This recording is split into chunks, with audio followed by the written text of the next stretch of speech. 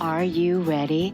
The Kornelia Stephanie Show. Wake up to love, your call to action. Join Kornelia as she empowers others to live heaven on earth. Kornelia teaches listeners how to be the authority over yourself, embracing your inner guru. Feel yourself uplifted into limitless expansion, integrating ease and grace in a changing world. This show will cover topics such as unconditional love, your physical body, how to be in extraordinary relationships, create financial and emotional wealth, embracing entrepreneurship in the new earth.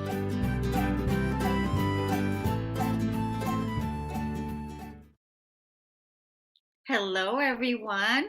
Welcome to the Kornelia Stephanie Show. It's another wonderful day to have a podcast. I'm with my beautiful friends, Pia and Colin. Welcome to the show. How are you today? Thank you. Good. We're good. We're good. We're good. Yeah. How's things around the world? How's things going around the world? Pretty shaky everywhere, I'd say. Lots of shadows being revealed, lots of geological stress seams bursting, lots of people changing viewpoints. There's a lot going on. Yeah. So the things that I thought we should talk about today are all those things you just mentioned. Okay. So I thought, well, because there's a lot of, division, and a lot of that. And then we have all the new energy that's coming in as well. All that Schumann resonance, all that plasma energy that's coming in that is definitely, asking for integration, right? We have to integrate it into our physical body. So more ascension symptoms coming in. And so there's that. And then I wanted to talk about, what do you feel about the shortages and the shortages that are going on all over the place. So, and also wanting to find out what LARCMA is talking about right now as far as this time that we're in. So I'm pretty open. I think we should just start wherever you feel called to the topics that are close to you right now. I feel called to talk to you about the shortages and what LARCMA says about what's going on. They just spent a tremendous amount of time on yesterday's Sunday's International Live Call, answering a question where several somebodies kept asking, what's going to happen? What's going to happen? What's going to happen? And LARCMA pointed out that there is no way that they can predict what's going to happen because of human choice and the choices that we individually, collectively make. And at the same time, they pointed out the overlay of the energies as they see them progressing. And they have told us for years, always make sure you have a supply of food, you have a supply of water, you have a supply of blankets and flashlights, anything that you need for survival, make sure you have a supply. They've also told us for a very long time that everything is going to fall apart because you cannot create something new until the old disintegrates and falls apart. So I think one of our major jobs right now is to hold people's hands and help them not be afraid of what we're going through. Help them to learn to trust that if we work together, we can face anything instead of being afraid of what does that mean, what's going to happen. So in terms of shortages, pay attention to what is going on. If you see certain items are disappearing, stock up a little bit. That kind of just paying attention is really important right now. But saying, oh my gosh, what if we run out of this or that? It's not really productive. Just pay attention and act accordingly in the present, and always have extra on hand for you and your neighbors. Right. Yeah. And, there's just so much, there's so much of it on social media right now. After a while, it can become, a fear driver as well. And so, I have my own personal threshold when it comes to these kinds of things. And again, after a while, it just kind of like, you have to kind of like, say no to that and come back to your inner center. And again, not act from a place of fear, but from a place of empowerment. And that is right to, again, look at how you're feeling. How are you feeling right now? How are you contributing right now with your energy? And then, making sure that you have what it is that you need, not from a place of fear, but from a place of knowing that you are going to be taken care of, that you can trust, and that you have everything that you need. Your listeners may or may not know this, but we do not subscribe to any social media platforms. We withdrew everything from Facebook quite some time ago because, well, of two reasons. One reason is because it's a major spy tool, and we don't appreciate that. It's not just a form of communication. And the other reason we have withdrawn from social media is exactly what you're talking about. It's like having 15 people sitting around in a circle, and you whisper something to one person, and by the time it gets back around, it's completely different. And social media shapes and changes things according to the energy that builds up as things spread through the air. It's not always a positive influence, and it does, as you just said, create fear sometimes where fear is not necessary. Right. Yeah. And it just, because it's like, again, when those kinds of messages get influenced and everybody starts acting upon that, then they're acting out of their fear. And Right. that's the whole point, is that we have to, again, bring it back to our consciousness and bring it back to our internal place, and then live and act from there, because that's everything that we're doing, is raising the consciousness and empowerment of the people. And, this is what we're doing here, right?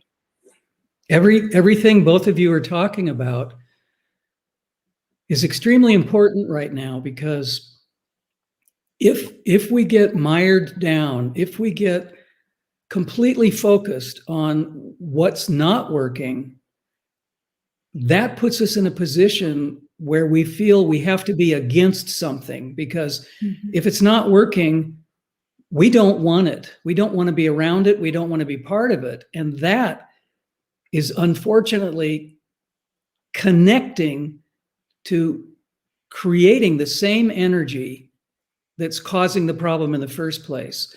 What we have to do is what you said, Kornelia, a few minutes ago. We have to be positive. We have to be in a state of mind and a state of heart, both combined, where we're positively creating what we want and how we want it, which is different than the old paradigm. The old paradigm, and it's not just a paradigm, it's many paradigms. We have to consciously, as both of you just mentioned, put ourselves in a place where we realize that no matter what happens, we will be okay, as long as we stay in our hearts, because that's the only safe place we have. In the heart is the place where we will be perfectly fine. We will get through all of these changes, all of these things that are challenging or problematic. They're challenging and problematic on purpose, because we have to change what has been going on for such a long time. And the equation that we have to be involved with is realizing that all of the old things that don't work, and frankly haven't worked for a long time, but we haven't admitted that they weren't working very well. We were just going along. It's time that we begin earnestly to create a much different atmosphere, a much different sense of community, a much different way of relating to what happens to us.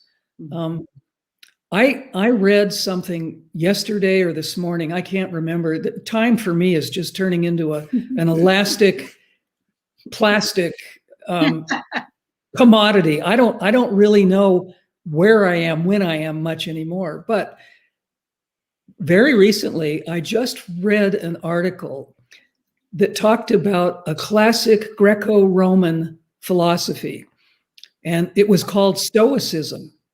And I know everybody knows what the word Stoic means, but this ancient and classic philosophy about Stoicism was all about not living in an illusory world, not living in a fantasy world, but living in a reality that is right here, right now. In my words, I'm going to paraphrase what I read. What's smacking you in the face right now? What is here to show you what we need to do, how we need to do it, and how we can change things by facing the real, true reality as it is right now. And that article really made me realize that so many people are simply in an illusionary state where they're hoping we're going to go back to normalcy. And we're never going to go back to normalcy. It's never going to happen. It's not even intended to happen. And I would say, thank goodness we're not going back to normalcy, because it really wasn't where we wanted to be in the first place. So I'm trying to combine what both of you have been talking about being in the present moment, looking at things as they come to us as an experience, not as a problem, not as a reactionary stance, but taking what comes to us as it is and using our ability to make choices consciously to be able to deal with whatever that is that we're facing. And if we do that individually and collectively, we're going to create a completely different place, a completely different atmosphere. And I would add on to that any birth process by its very nature is chaotic and uncomfortable. The expectancy is full of the unknown. And people who are saying, I want us to get back to normal, are trying to go back into the womb. They want to go back into something that is not promoting growth. But being in a pregnant state, something new is coming forward, is by nature, it's chaotic and it's uncomfortable. And we have to go through this in order to get where we are intended to be. It's the mission we signed up for. And we can. Yes, that's the other thing. That's the other thing, is that we can. We're fully, absolutely capable of. Are you kidding? Right? And again, everything that both of you said, people want to go back to normalcy. They want to go back to being in their comfort zone. Yes. And right now, nobody's comfortable. Everyone is challenged, and we're up for the challenge. And so when like you said, the problems present themselves, or the challenge present themselves, we have the ability in the moment then to come to our inner peace, to our inner temple. What's the inner communication that is happening? And how do you want to approach this situation with your consciousness to how do you want to be? And it's a perfect opportunity for you to embody your faith and your trust, to know that when the challenge comes, that this is how I'm going to respond to it, because I know it's not comfortable, yet the influence that I'm bringing into the quantum field, into this energy, is undeniable faith and trust into this moment, and I'm riding this wave.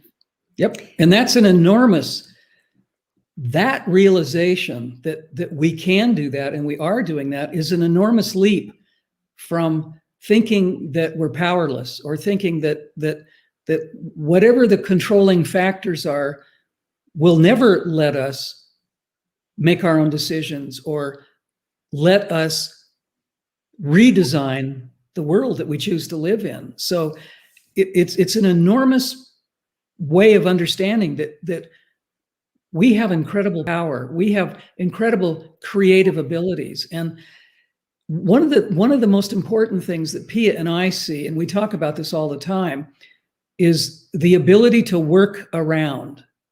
Instead of seeing something that appears to be a brick wall or a concrete wall or some insurmountable blockage, instead of seeing that as something we cannot go beyond, what we need to do is simply work around it. There's always, go ahead. Something that water teaches us. We are water beings. Water knows how to flow under, over, around, through. if we just recognize the power inherent in our very water, it helps us to be able to imagine that there will be a way around it, even if we can't see it right now. One of my favorite sayings was given to me by someone a long time ago. If we come to the edge of a cliff and you can't see any way over it, either you have to trust that when you make that leap, which we are making, either our feet are going to land on the ground or we'll be taught how to fly. And that's where we are right now. We are at the edge of the cliff, knowing that we have to leap. And instead of holding back and being afraid of, uh-oh, what if I hit bottom? We have to just open-armed and trust and just go, trusting that either we will land safely or we'll be taught how to fly, one or the other. Yeah, I mean, and this is like the, the shift of the ages of what we are now experiencing at this time on this planet that we came for. We came for this. Like when we were talking about the shortages, right, in the store and all the systems that are no longer working, and like the food that we've been consuming that hasn't been good for us, right? Everything that needs to be reorganized and redone, we're in the middle of that right now. And so that we can, again, then set up a system, supplies the food that is good for us. And so we've been a society that was based on consumerism and consuming. And, we're going back to connecting with nature and the simplicity of living life. When I talk to people, they tell me, how much they love watching, like, movies where it's like the Little House on the Prairie, those kinds of movies. And the reason why people love that is because those were the days when life was really simple. And, moving into this new era that we're moving into, we want the simplicity. We want the intuitive. We want to have more free time. We want to connect more with nature. We want these new ways of living and being, but we have to first, like you said, allow for the other parts to fall apart while at the same time knowing we got this. Mm-hmm. Yeah, absolutely. Yeah. Going back to nature, which we should have never left in the first place, that is our true home. That is our true basis. We have sped ourselves up so remarkably over the past 200 to 300 years. It's amazing. Technology has allowed us to continue to move forward and to speed up our lives. Each new invention, which we're told will make our lives easier, and coincidentally, we were told it would give us more free time, that has not come about. The more we are basically completely reliant on technology, the less time we have for ourselves and for recreation and for regeneration. And the more we're sped up. Because each new invention causes us to want more. We want more magic. We want more ability to do more things more quickly and accomplish more in a much faster way. And that is absolutely the opposite of the way we were designed.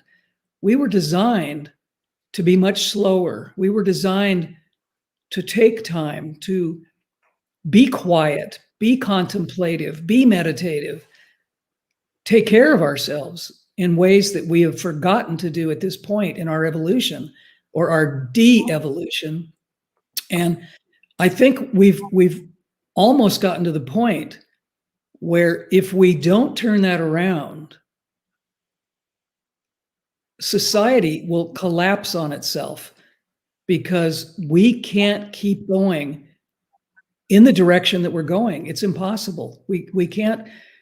Our psyches have not moved forward in an alignment with our technological development. Our psyches are still wanting to be telepathic, to be shapeshifters, to be natural beings. So our psyches have not run at the same speed that our technological advancements have brought our physical bodies.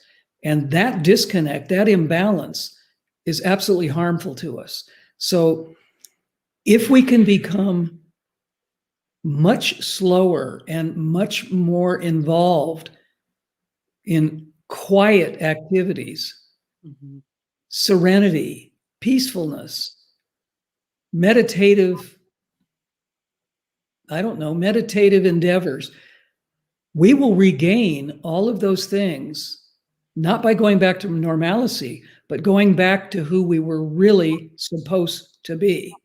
And I think it's incredibly important that we begin that reversal. Yeah, I think that's exactly going back to what we were originally designed to be. And we have to give ourselves permission to have that experience. And the only way that we're going to do that is by being willing. I wrote it down because I want to be able to title this video later with what we're talking about. But we were designed to be much slower, to be contemplative, and to take our time. Mhm. That's beautiful. Now feel that. I mean, really feel that in your life. We were designed to be much slower when everyone is speeding up and rushing around, acting like they don't have any time for anything, and continuing on to keep doing that more and more, instead of going, what is this situation really showing me here? What does my soul want to experience here? And, starting that conversation, like, what do I really want? What do I really need? And when we ask those questions, what do I really need? The being is going to answer, I need time, I need space. And when the being says, I need time and I need space, then be the steward of setting up that environment for yourself and creating that space for yourself, because no one is going to do it for you, right? We're the ones that have to make these choices, and we can. Kornelia, we have 2 books and a calendar out there that are based on this principle.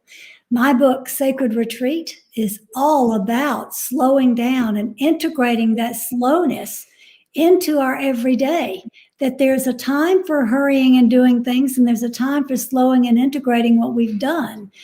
Because before you can start the next cycle, you have to integrate what you've already gone through. The book Cullen and I wrote, Pleiadian Earth Energy Astrology, is also about that. It's about the important energy of 13, which represents integration. And you cannot integrate anything if you don't slow down to allow space for it to be absorbed and looked at, contemplated, and really digested. Then when you've had that period of rest and integration, then you're ready to begin a new cycle. That's what the Pleiadian Earth Energy Astrology book, my book, Sacred Retreat, and the Pleiadian Earth Energy Calendar are all about. They're all about helping people to recognize that we have allowed this fast pace to run our lives, rather than saying, hold it, this doesn't feel good. I'm not accomplishing what I need to. I'm not caring for myself. I don't have time with my children, whatever it may be. If we don't recreate that natural space ourselves, we've lost a lot. I know I've shared this with you, Kornelia, personally, and I think we've talked about this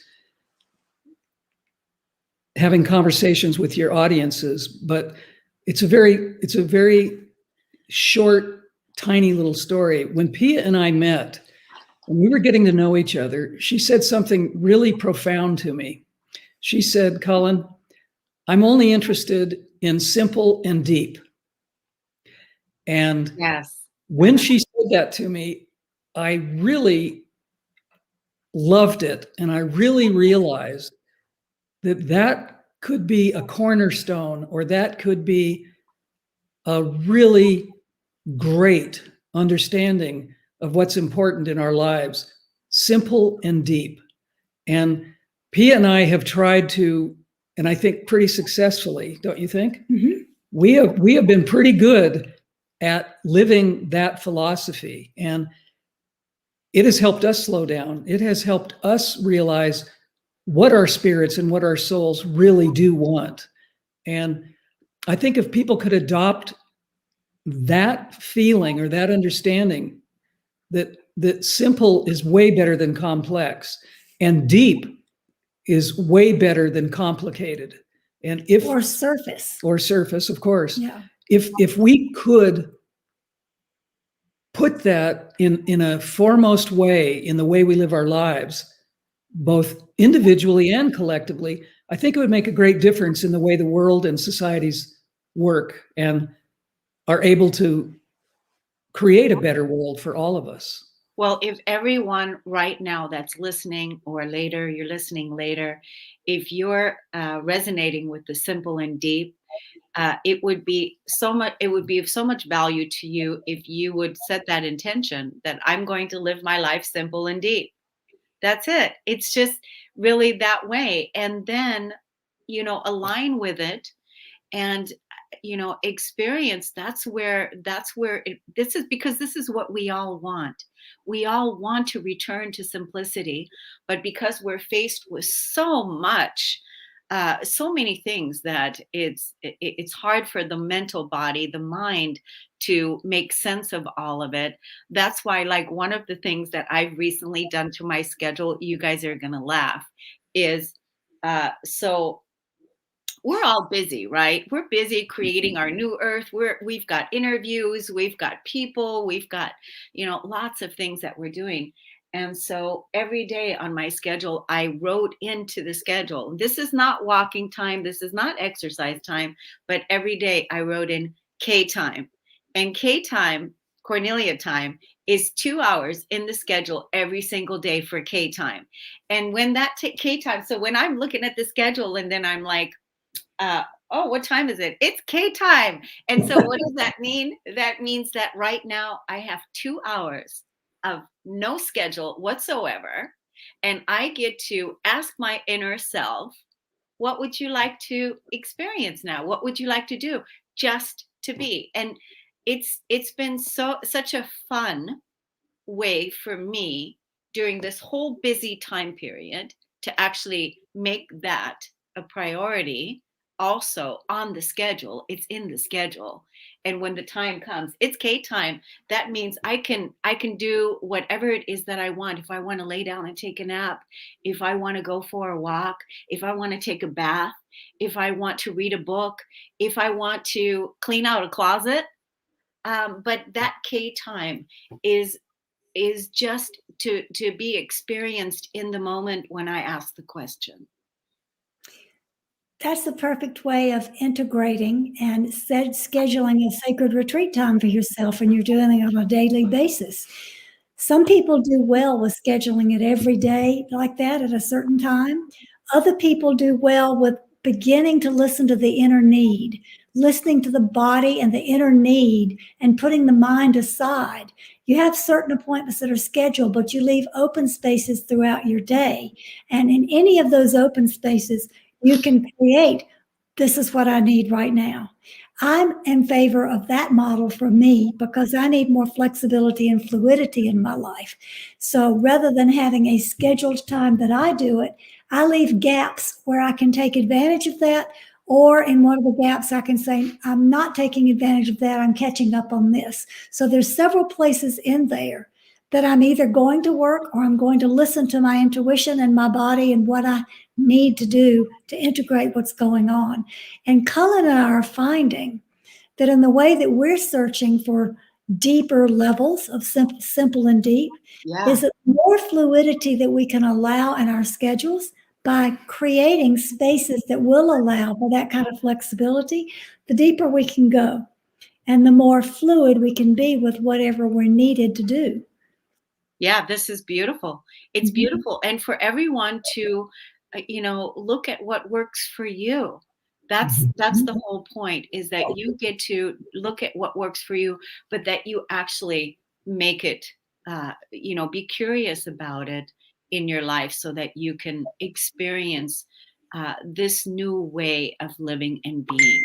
Because way that this is going to play out is if more of us, those of you that are brave and courageous, that are out there, that are, looking to have a simpler life, start making space now so that we can have that, so that you can have it as an experience and integrate it in your life, right? Because you're the one that is the designer. You're the one that is the creator. And I love the piece, Pia, you brought this up before, The Sacred Retreat. Now, is that the book that people can get on your website, or where is it that they get that book, The Sacred Retreat? It's published by Inner Traditions, and you can get it on the Inner Traditions website. You can find it at Books A Million, Book Depository, Barnes and Noble, any major bookstore you can find it.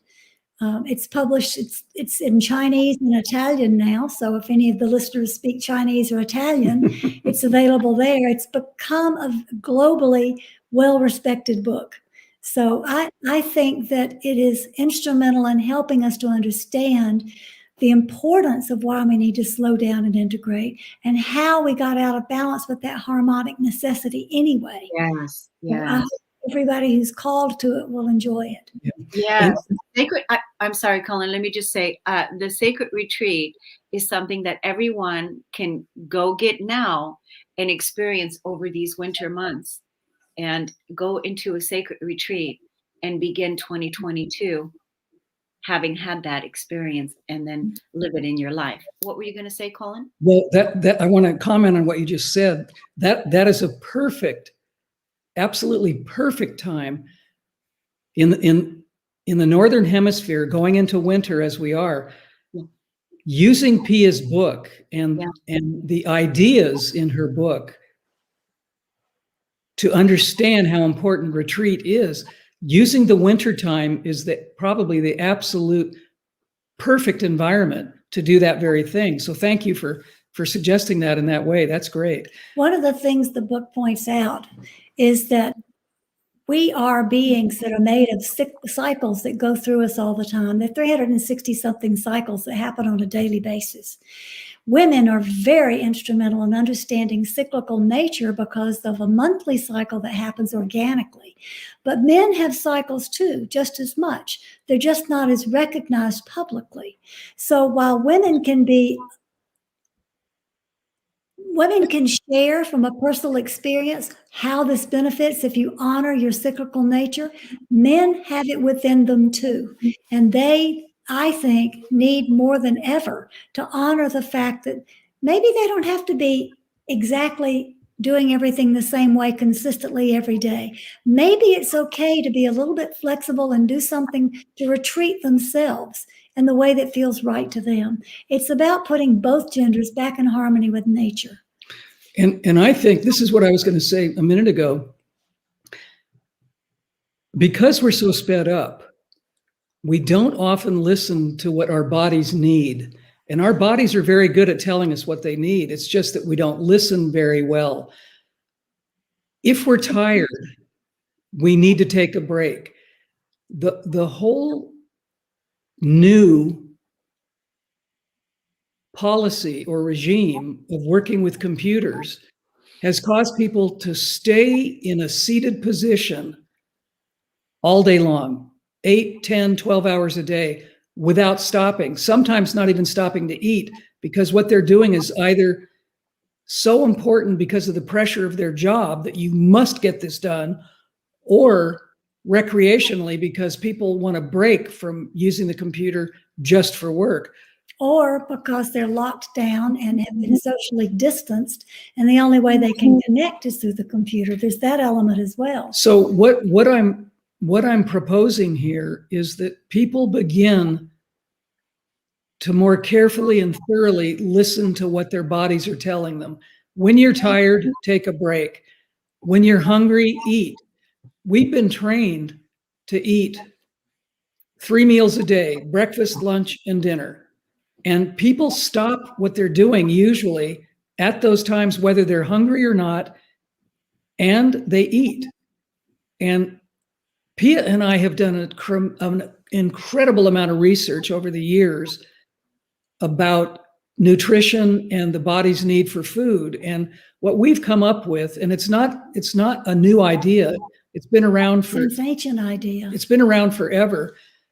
But eating only when you're hungry and eating only in a certain amount of hours per day and allowing your digestive system to have a rest. An integration period. If we eat 3 times a day and we eat snacks in between, we never give our poor digestive system a time to regenerate and to relax. And that causes all kinds of diseases and imbalances to spring up, because the body is constantly churning in activity with the digestive system, while the mind is pushing the body further physically, and there's no rest anywhere in the Well, system. remember that the digestive system communicates with the mind. So Yes. that's already, but as soon as we eat something, the body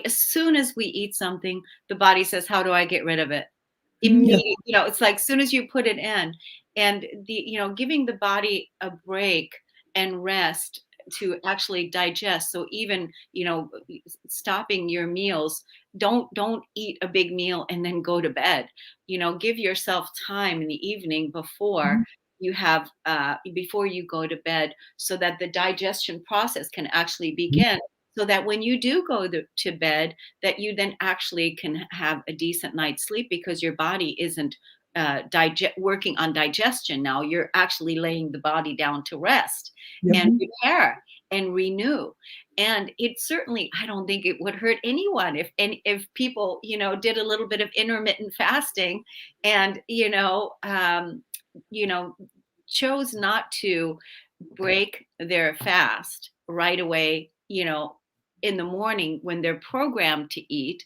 Because when people said, I have to eat breakfast now, I have to eat lunch, I have to eat dinner. And then always, every time when we eat, I've learned this through my own education there, that listening to my body. And that is, every time when we eat, it raises our insulin level. Every time we eat, it raises our insulin. So you want to be able to, you mentioned the word balance, Pia. Everything has to be balanced out. We have to balance everything again, and all the experiences that we're having, and to, bring our blood sugar and to bring our everything back to a balance and a calm, by not constantly having to figure out how to get rid of this, right? The constant eating, whether you're hungry or not, just because society has deemed it's time to eat, has caused an epidemic of insulin resistance, which leads to obesity. And there is obesity all over the world now because of this pattern of, well, it's time to eat, so I'm going to eat. And often what's eaten is not healthy. It's, well, I've got to eat, but I don't have time, so I'll just grab some fast food. Or I'm just going to eat a couple of pastries. That's all I've got time for, or a candy bar. So the problem is compounded not only by feeding the system when it's not hungry, but it's compounded by poor choices of food. And those two things together are causing an epidemic of insulin resistance. I don't mean diabetes, which is on the same spectrum, but it's at a different scale. I mean insulin resistance, where people can't lose weight, where they do everything they think right, but they can't figure out why they're not losing weight. Right. Yeah. So, and all the things that we talked about earlier when we opened the show, all the systems and the things that need to change, this is also one of them. Yes, Absolutely. This is something that needs to change. And so we need to, educate more. We need to talk about this more. It's amazing how organically this came up in our conversation today. And so it's a perfect time to really take that into your sacred retreat with Pia's book, and then take a look at, what you're consuming and what you're eating, so that you can, again, prepare your temple, your inner temple, for, sustainability and vitality and repair and regeneration, rather than piling it full of all of these unconscious behaviors and things that don't serve your body, right? You said something really key, Kornelia. You said, in a sacred retreat, consider what you're taking in. That not only applies to food and drink, that also applies to what are you taking in that's going on in the outer world? What kind of movies are you watching? Are you watching horror films or are you watching something uplifting? What are you listening to? Are you listening to heavy metal and disruptive music, or are you listening to something that calms the system? It's not just about food and drink, although that is of primary importance. It's also about what I'm taking in terms of thinking, what I'm taking in terms of what I watch, what I'm taking in terms of what I read, what I listen to. It's all of it. And the people we choose to be around. Yep. Because if we're not aligning ourselves with like-hearted people, if we're in relationships or situations where there is tension or there is an argumentative atmosphere, we are pulling in energy that is not harmonious to us or the other person. And everything, as Pia said, that we allow in or out, it's also about how we speak, the tones we use, the way we treat people, or the way we treat animals, the way we treat every energy outside of ourselves. We have to be extremely careful about what we do and how we do it, because it not only affects us, it affects everyone else in our energy field, but it ripples out further it's and all further. Connected. It's all connected. If you make choices about what you take in, some of those choices can include violence without you even thinking or knowing about it. If you go to the grocery store and you mindlessly pick up something to cook for dinner and you don't think about how that item got there, what was involved in producing that food, you're taking in the violence that occurred to get that food on the food shelf. Therefore, if you're taking that in, you might find yourself being a little snappy and a little angrier more than you need to be to other people, because you're taking in that energy. So Colleen's exactly right. It's not only about what we take in, but what we take in does strongly affect what we put out. Yeah. I mean, just think about it, like what we take in. Does anybody ever contemplate what we take in? Just that question. Take that into your meditation. What am I taking in? And watch and see what you're going to see. I'm taking in way too much of this.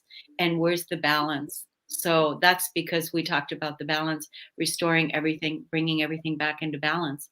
And Pia, I want to make sure that after this show is over, that you email me the place where to get the sacred retreat, where to get it in so I can put it in the YouTube description, because I want to make it easy for people, that there's no excuses to get the book and get started.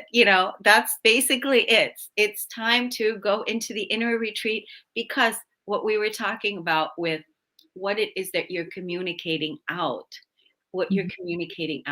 it all starts with how you talk to yourself. Everything. It begins with how you communicate with your inner self. And if you communicate with your inner self in the most loving, kind, respectful, honoring way, then that is the way that you're going to communicate with your loved ones. And it starts, with the inner self to the inner circle. And that's where it gets anchored in and solidified. And when you have that respect going and everyone is loving and harmonious within the inner circles, within the inner child, within the inner families, when that's going good and you've got that, that's how we're, if all the inner families, had this going, we would be, that's how we're co-creating the new earth.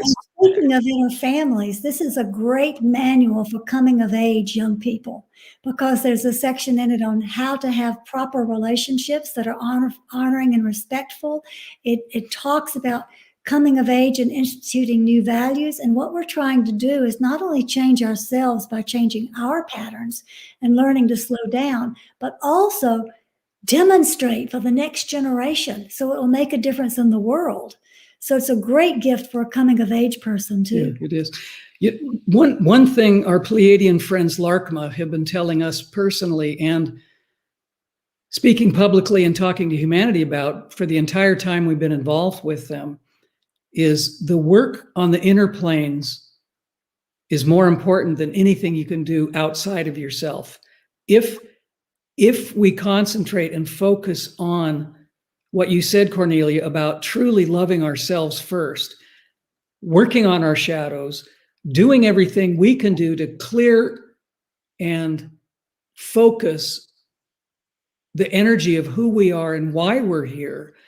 By doing that first, that enables us to be clearer and more able to actually make a difference in the outside world. So many people spend so much of their time working on outer projects, helping every possible negative situation on the planet, poverty, death, all of the things that we see that need help. But if we do that first before we work on ourselves, we are not going to be as potent. We're not going to be as clear. We're not going to be as successful at doing those outer things until we take care of the inner things. So it's really important, especially today with so much adversity, so many challenges, instead of concentrating on what can I do out there to make this a better place, if we can look inward and try our very best to take care of all the things we need to take care of inside of ourselves, our soul, our spirit, our inner personality, by honing that and by changing that field of energy, we can do so much more outside of ourselves. But we're taught not to do that. We're taught to be out there doing everything we can do for everyone else first. And if we have a tiny bit of energy left, then we can apply that to ourselves. That is absolutely the opposite of how we can make a difference. We need to go inside first and then venture out and do what we can do. Yeah, and I love everything that you just shared, because this is, I mean, this has been, our journey. I know you all have done this work. All of us that are awake to how to live in the new world, showing the way, that the inner journey has been the most fulfilling. The inner journey has been the most fulfilling, the most healing, the most sacred, the most, connective, the most sweet, and also when sitting with the shadows, painful, and yet the most liberating. So it's the inner journey, and that's where it really begins. And this is how we're walking each other home, each person going in. When you go in and you tend to those places that have never been listened to, that have never been heard, you are then listening for the first time curiously. What is it that you need? What does your body need? What is your soul communicating? What is source saying to you? What is this? And then once you start tending there, that's the strength that you're building from there. And like you said, then we can give from our overflow rather than from a depleted state of always giving, which is, I want to call that the Piscean age of the sacrificial lamb, sacrificing ourselves for another, when that's not the way to go. And that's the old programming, that we don't need to sacrifice ourselves to give, because there is an unlimited flow, an eternal flow of giving. But first we have to put that intention back to ourselves and give to ourselves where we haven't been the receiver of it first. Right? Like all energies, you just mentioned the over-giving with the Piscean age, which is absolutely true and correct. There is a positive side of the Piscean energy also, and that is the very thing we've been talking about, the encouragement to go inward. That's what Pisces brings, is the encouragement to go inward. So there's a balance there that we need to find. It's interesting when we talk about this subject. So many things come up for me to discuss. By going inward, we can more easily recognize our gifts and talents. If we spend more time on the inside, we can be more connected through our connection with source, as you said, through our connection with our intuition, and through our connection with our deepest part of our souls. That is where our gifts and talents lie. They are there. And the more we spend cleaning and clearing That's good. all of the traumas, all of the things that have confused us, held us back, that have created blockages in us, the more shadow work that we accomplish, that allows us to take the gifts and talents that are there and broadcast them out in a much greater way, a much more powerful way. And that is the goodness of bringing the essence of each one of us, because we all have different gifts and talents. We all have different things to share, and we all have different healing things that we can bring out of ourselves to help others. But those will only have the light shown on them by doing the inner work. And then we utilize all of that great ability to help everyone, to help the world, the universe, every energy everywhere. And people don't seem to understand that the gifts and talents aren't just part of our exterior personality. They come from a deep place within us. Mhm. Again, it's that deep well, it's that simplicity, that deep well, that going inward, bringing that balance, bringing that curiosity, being curious about your talents and your gifts. I love that. And that's really where it begins. It begins in you, in each person. And so if you're feeling overwhelmed by life about how fast everything is speeding up, this is the time now to shift that pattern in your life and, start the journey inward. So Pia, you were talking earlier, you mentioned China. Mhm. I want to bring it up. So you guys are doing a lot of work in China now. You mentioned that, and that your book is also translated in China, right? Did you mention that? Did you say that? Yes, I Yeah. did. So I did hear you correctly. Good.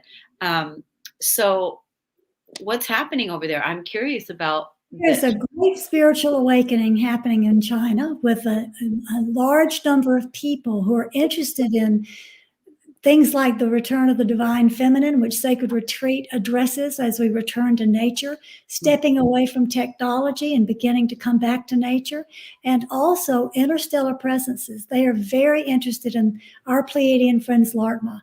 They want to know about spiritual pursuits. They want to know about spiritual helpers. They're very interested in that. So we have quite a bit slated to do with our Chinese audience, which is pretty large, this month in December and January. Any culture or any society that has been repressed by religion or government, which China has obviously been for decades, and Eastern Europe and Russia in the same way, those cultures, those societies are exceptionally interested in anything about personal growth or spiritual enlightenment, or dealing, as Pia just said, dealing with beings from other realms who have wisdom to share. China, Asia, Eastern Europe, and Russia are just Hungry. Perfect word, Pia. They are hungry for this kind of information. And we're finding that the audiences in those countries are really, they can't get enough of. And they're so much fun to work with. They are so open and they are so grateful and they are so eager to connect. It is really a wonderful audience to work with. We've worked with Chinese audiences in the past, but I would say it's growing exponentially now. I love hearing this. Yeah. I really love hearing this. I mean, I hadn't thought of it in that way, but I love hearing that they are hungry and open, and that they want to learn, and they want to grow spiritually in that way, and that you're having that experience. That's a good sign. It's interesting because next year I'm going to Vietnam to go do, to be part of a retreat over there that someone asked me to come and be a part of. So it's interesting that, now we're really going there to educate and, communicate the spiritual awareness and the inner journey to these people. Yeah, it's showing us that the whole world actually wants to change. The whole world wants to expand. The whole world wants to evolve, and we're getting this information worldwide. There are so many people that have been so challenged. Their lives have become so confused and so oppressed with many things, religion, government, education, that there is truly an awakening. There is. We're getting in the last 3 months, I would say, a massive increase in emails and requests for information from Malaysia, Japan, China, India, Pakistan, many different places that have not reached out before are interested in our books, want to know what kind of workshops we're offering, all kinds of things. So it's wonderful to see this awakening happening globally. Really. And the thing that it is wonderful. So I'm so glad I asked, because this is very much inspiring me also. When you said they're so grateful, I found this with the Spanish culture as well. Like, the Spanish culture, they're always so grateful to, there's just a different energy. What do you think that is? It's different than the Americans, I don't know. What is that? Why is it so different? I've thought about this so many times. Like, what is the difference here? I think it's an open heart that really appreciates something new coming into your life. Whereas oftentimes the attitude in America is, well, I expect this. Yeah, I think Pia is exactly right on this. I think Americans, in many ways, and I don't mean this to be a negative statement. I mean it to be an observational point of view. I think many Americans are jaded by having so much, always having so much in their lives, that they lose track of, or they lose contact with, not taking everything for granted, but actually realizing that there are gifts and there is wisdom in so many things.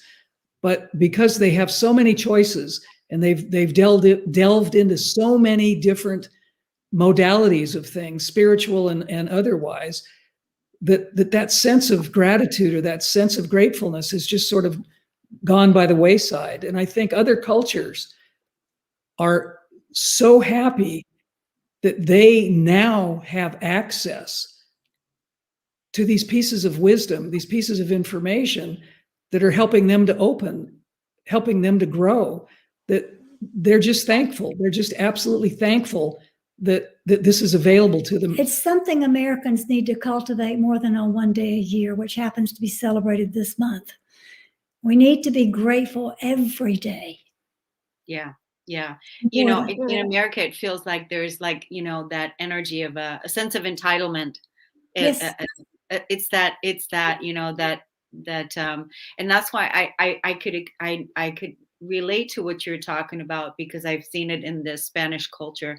Very grateful, very grateful, very grateful. And even in Africa too, with when the people that I've worked with there as well, very grateful to be receiving support, to receive the gifts, whatever they are. So culturally, but I'm so happy to hear that China and Asia and Russia that this is all opening up, and this is where we can support our brothers and sisters around the world with the gifts that we've been cultivating over here.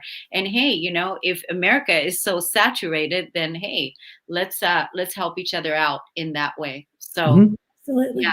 Yeah, it's been a wonderful, enlightening conversation as always. Wasn't it interesting? We never really know exactly what we're going to hit on, but this is what happens when intuitively we're guided in the organic life, in the organic conversation. It doesn't need to all be planned out. We don't have to have it all figured out. It's like just to be in the space, to create the space, and then be curious and see what consciousness wants to be shared. What do we want to talk about? What's in our hearts? And I'm getting ringing in my ears right now. It's like, so. Well, Thank you for a wonderful show, Kornelia. This is a perfect way of understanding synchronicity. Synchronicities just show up. Thank you. Thank you so much. Pia, would you just give us your website? Just speak it out. Pia Orleane, PIAORLEANE at .com. Pia Orleane. Gmail. No, PiaOrleane.com. Oh, good. We got it. And look at the description below, everyone. Like the channel, subscribe to the channel, go get the sacred retreat, and go on your inner curiosity journey to meet your inner self in love and gratitude. Thanks so much for listening. We'll see you next time. all right. Bye-bye for now. Bye.